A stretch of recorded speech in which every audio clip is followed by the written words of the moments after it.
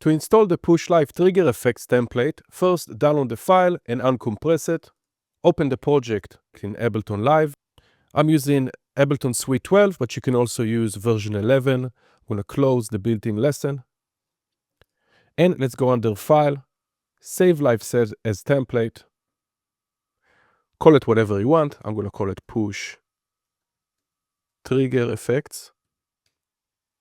Now we can load whatever project we want to use the template in, drag your template inside your project, route all the tracks you want to be affected by the effects into the master effects track. Go to the master effects track, right-click on the Bermudas filter and lock it to your push, and then go focus on the trigger effects track. Click on layout until you get to 64 pads, and you're good to go.